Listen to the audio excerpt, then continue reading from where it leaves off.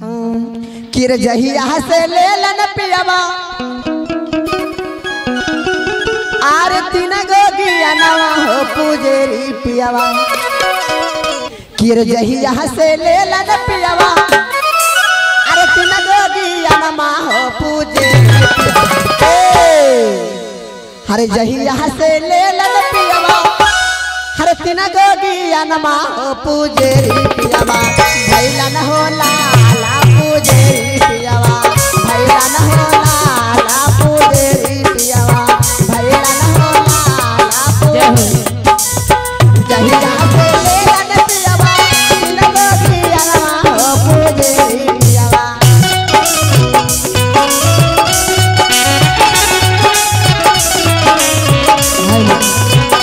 जहिया से ले लन पियावा तीन गोगिया नवा हो पूजेरी अच्छा किनकर बलवा पूजा पाठ करेला तनी खड़ा हवा न बउवा के दान तनी आई ये महादेव के दरबार में कहते हैं कि महादेव के दरबार में जो करता है शराब उसका फूट जाता है करम। यहाँ पे करम को नहीं फुड़वाना दीदी आइए ना शर्माते किससे है जब तोहर घर में आके हम ना शर्मैनी कहते हैं कि हम आईनी तोरे जाने आ तू भागला गोड़े ताने है कि ना दीदी। हाँ सब तो उठाई बाबा ना उठा ना पहले उठा ना काहे बैठ गया अरे उठा बैठी आवा ना तनी आवा दीदी आ तो दीदी कौन कौन आते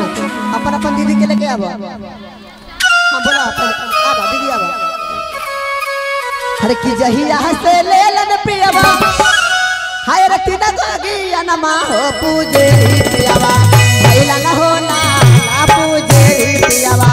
भैला न हो लाला पूजेरी पियावा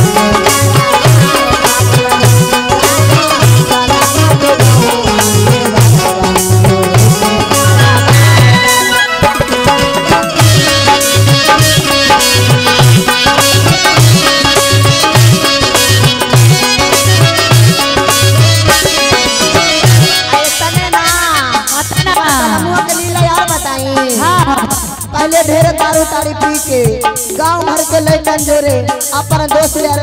जोरे जाके खूब बुड़ेलन लेकिन अब ना अब सब छोड़ देने साफ है का छोड़ देलन दारू ताड़ी छोड़लन सा खाना जहिया से कैलन साथी हम के घोसावा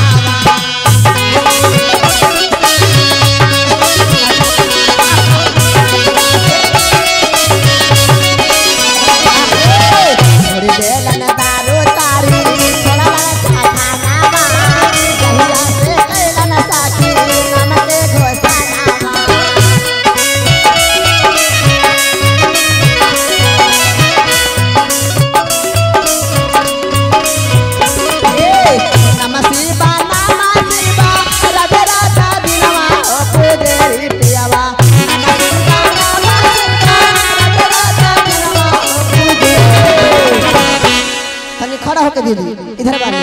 ये बाबा का दरबार में शर्माना नहीं है खड़ा होके किया जनई की बहुरिया नाचे हरे शिव चर्चा में दिलवा खोली के तनी खड़ा होके इधर झूमे के बाद कैसे ये छोड़ी दे लन दारू तारी अरे छोड़ा लन चखना अरे जहिया से ले लन सखी अरे तीन गोगिया कैसे ये नामा शिवा अरे रात दिन मा हो पूजेरी अरे हो पूजेरी पियावा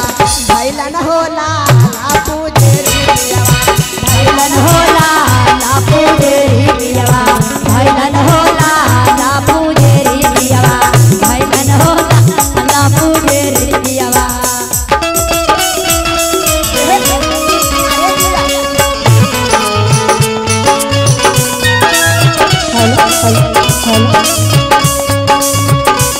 क्या बात है? अरे भैया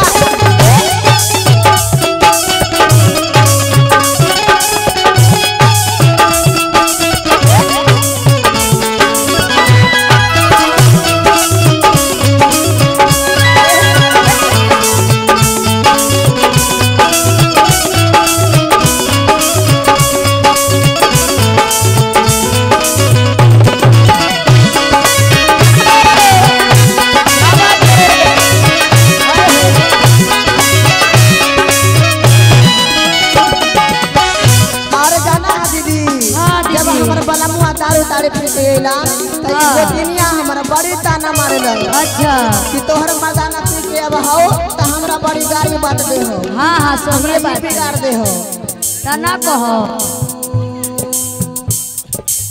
बड़ी ताना मारत रहे बड़ा की को तेरिया कहलन की ठीक नहीं के मन के